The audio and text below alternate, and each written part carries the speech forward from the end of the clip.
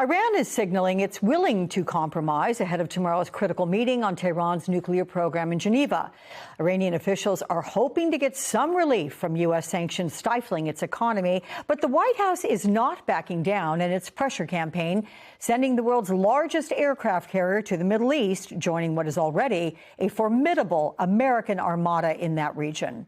Joining us now from Geneva is MS Now's Ines de la Cuetara, and also with me, Mark Polymeropoulos, former CIA officer and MS Now national security and intelligence analyst, and MS Now senior national security reporter David Rohde. Thank you all for joining me. So, Ines, talk about the agenda for tomorrow's meeting. What's on it?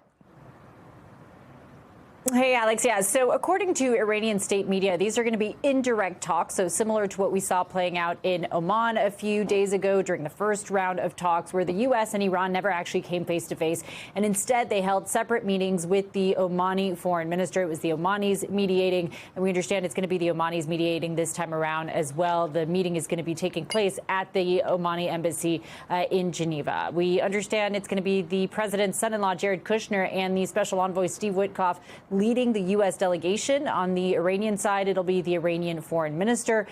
We found out today that the Iranian foreign minister already in Geneva met this morning with the head of the International Atomic Energy Agency. That is significant because Iran had pretty much suspended all of its cooperation with the IAEA since the U.S.'s strikes on Iran this summer. And Grossi on Friday at the Munich Security Conference said that inspectors had been allowed into Iran, but they hadn't actually been able to go into any of the sites that were targeted by the U.S. this summer. So there are still lots of questions as to the status of Iran's stockpile of enriched uranium. So we'll see if we get any more clarity on that tomorrow. But I will say there is a sense that this could be the last chance that Iran has to strike a deal, because, of course, this comes as a second aircraft carrier is on its way to the Middle East. And you know, President Trump has made it clear that he is prepared to use force should he need to. Yeah. So, Mark, what is President Trump willing to accept from Iran to lift some of these sanctions? He has said he wants regime change. How tall of an order is that? Well, we're kind of all over the place on what the U.S. position is. You know, of course, President Trump several weeks ago made that comment that, you know, quote, "we're with you," in terms of the Iranian protesters, that help was on its way. And that was kind of a notion that perhaps regime change was on the table. But then the U.S. seems to have changed its tune a bit, and there's three buckets here. There's kind of the Iranian nuclear program, there's the ballistic missiles program, and then Iranian support to proxies. And on the nuclear program, the U.S. actually has expressed some desire for actual accommodation, which is surprising, of course, because President Trump had campaigned and has lambasted the old Obama-era JCPOA. That's the old nuclear deal. And so there is a thought now that there could be some sequencing in which the U.S. and Iran could agree on the nuclear issue and then move to some of the tougher issues. But again, it's all up in the air. One quick thing I think is worth noting is the U.S. intelligence community, you know, my old outfit, the CIA, is going to be really important here, because they have to assess Iranian plans and intentions and the degree of seriousness in these talks. Don't forget, there is a massive armada that is now kind of poised to strike Iran, and Trump has that in his back pocket. So really, how the Iranians behave, react, and what the U.S. intelligence community can collect on them is going to be really important.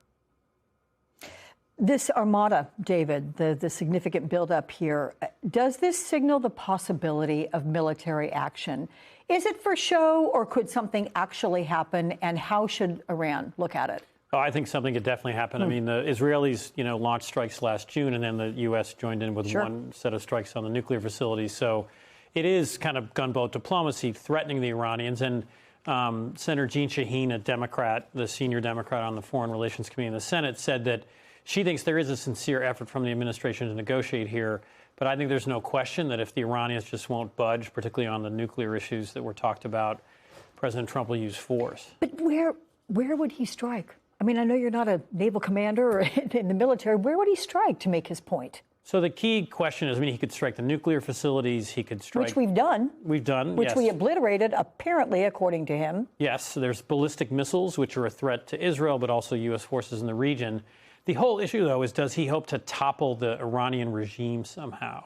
And that's a much bigger question. There are Iranians. I was in Geneva, in Munich at the security conference this weekend, and the son of the Shah of Iran, who's sort of leading the opposition efforts, and trying to sort of unify all these opposition groups together, called for strikes. He thinks these talks are worthless, and he said people will take to the streets if these strikes begin. But it's very hard for airstrikes to end, a regime, to hit police stations where you have police officers who were just gunning down thousands of Iranians, as we saw when the previous protests happened. So what is the goal here? You never want to go into, military action, and as a country, and for the president himself, what are you trying to achieve here? And if that's not clear, that's a dangerous situation. Very quick assessment on Munich and how the U.S. delegation was received. Marco Rubio is a very skilled politician, and he was much more about trying to unify with Europeans. But the bottom line was, we don't believe in immigration. Our backers were all from a Western civilization. It was very much the same Trump message, but packaged in a more effective, more palatable, way. There's perhaps, still deep fears in Europe that Trump wants to seize Greenland. That's a huge issue there, and then he's going to abandon Ukraine, and so it didn't solve the longer-term problem. And speaking of Marco Rubio, Mark, he traveled to Budapest to meet with Hungarian President Viktor Orban, who's up for re-election in a few months. Let's listen to what Rubio said about the president's relationship with Orban.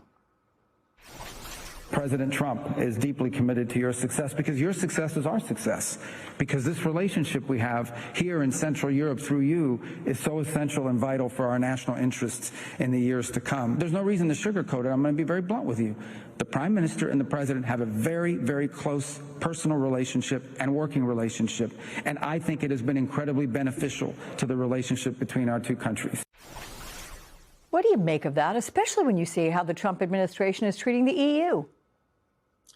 So, so much for that softer tone from Rubio at Munich. I think a lot of European officials, actually, they did wake up this morning and I think realized that, this idea that somehow there would be kind of a different U.S.-European relationship just because Rubio made nice, that is not accurate. And of course, Rubio then goes to Hungary, in which the leader there, Orban, is kind of the plague of Europe. I mean, he's despised there. And so I think that's, first of all, it's obviously U.S. interference in Hungarian affairs and elections coming up in April. And Orban is actually expected to lose. So it's kind of strange that Rubio and Trump actually endorsed him. But again, this is a sign that the U.S.-European dynamic is really in big trouble. I think, I almost saw the European reaction almost, it's part of an abusive relationship when they kind of when there was cheering, there was an ovation for Rubio, because fundamentally, as David noted, nothing really has changed in kind of core issues like Greenland and others. And so off to Hungary. Rubio, by the way, was in Slovakia before, another kind of country which has a right-wing government, which really has alienated much of the rest of Europe.